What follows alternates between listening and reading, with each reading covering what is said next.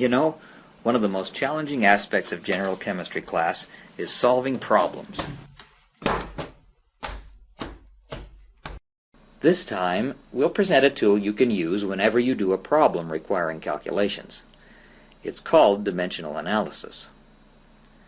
Dimensional analysis works on the principle that you always write down the units, or dimensions, with every number you use in a calculation, and carry them throughout the calculation.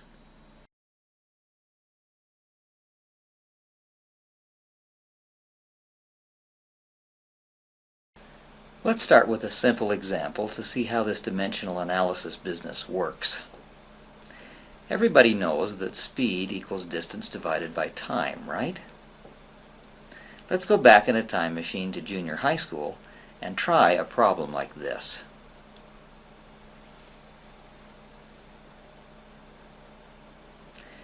To do this calculation the dimensional analysis way, we treat 710 miles as if the miles were part of the distance value, which it really is if you think about it, and the same for 12 hours. Now we substitute these values into the equation.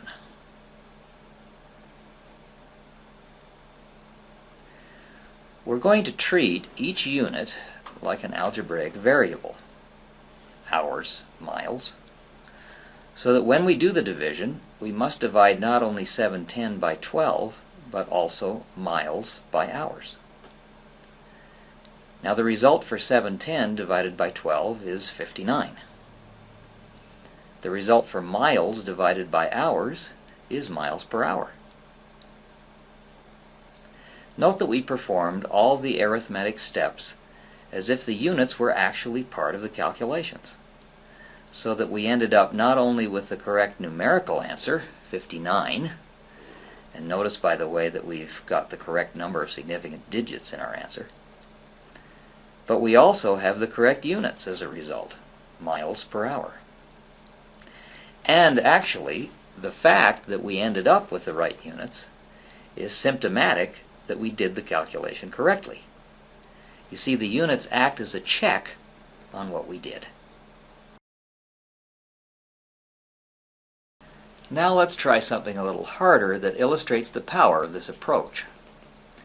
We'll do a problem to convert a measurement in one unit to another unit. Here's the problem. Take a minute to read it. Now the key to making conversions like this is to keep in mind the principle of equivalency. Let me illustrate. Everybody knows that 1 foot is equivalent to 12 inches. And we could represent that this way. Now, do you really believe that this is true? If so, then we can rearrange this equation the following way. Now, our mathematician friends are probably having a conniption fit over this kind of manipulation, but it turns out that for us practical folk, this kind of thinking can be very helpful.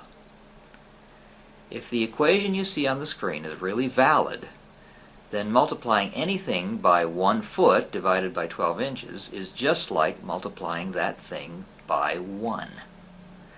And of course we can multiply anything by 1 until the cows come home and it won't change its value, right? Well, by the same token, we could just as well multiply anything by one of the following. Now this is a powerful concept. Let's see how to apply it in our problem.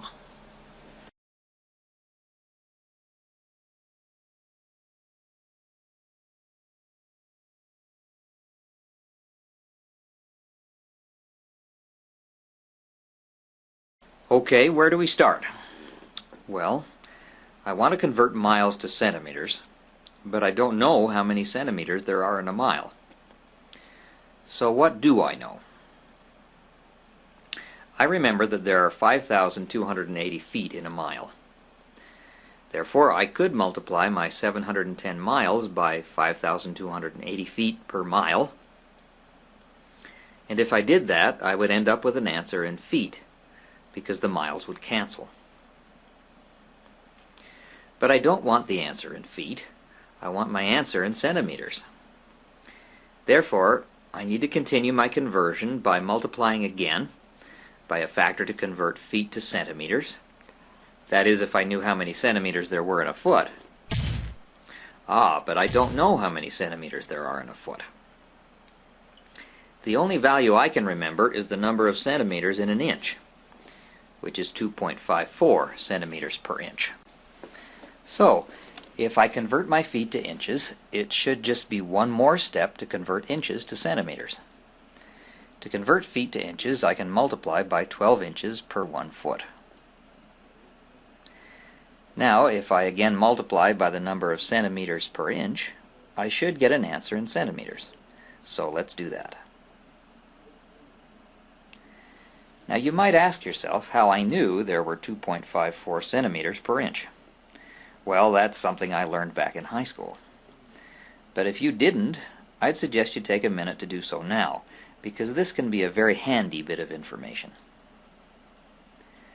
Now, before we actually do the numerical calculation, notice that we can manipulate the units like numbers to double check that we are going to end up with the correct units in our answers. We already saw that miles cancel miles. Now we can cancel the feet and the inches, and then we end up with an answer in centimeters.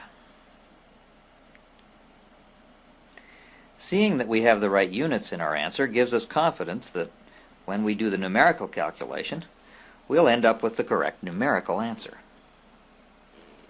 So the answer to our problem is... But wait, hold on.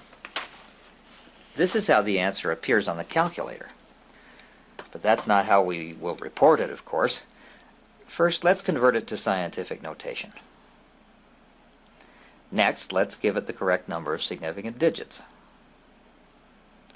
Now there's an answer we can be proud of. You see how dimensional analysis has done a couple of things for us?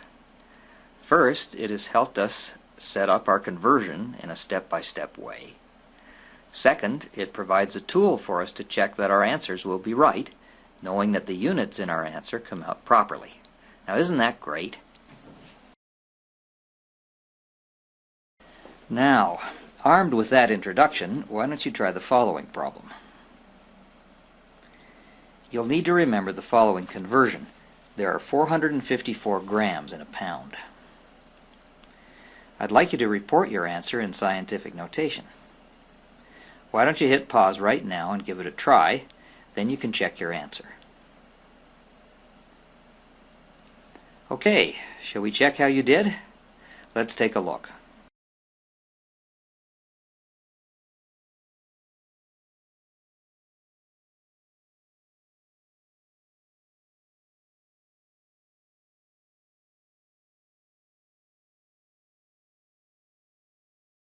So did you get the right answer?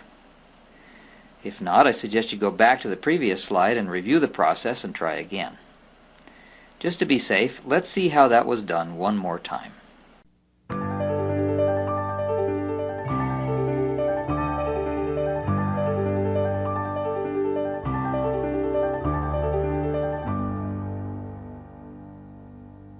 Now remember that you need to have the right number of significant digits in your answer. Notice that in this case we have 3 significant figures because there were 3 significant figures in the original measurement, 2.32 tons.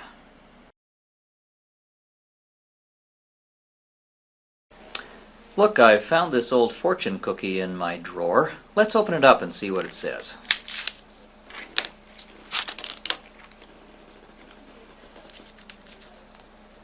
You'll avoid a lot of frustrations in life if you use dimensional analysis.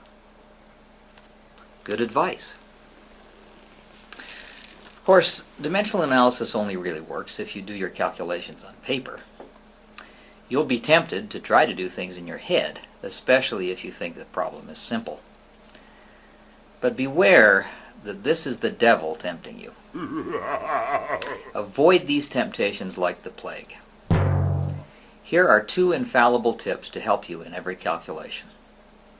First, always use dimensional analysis. And second, always do even the simplest calculations on paper with your pencil. and never try to do anything in your head. This is a formula for making errors and for disaster. It's good advice.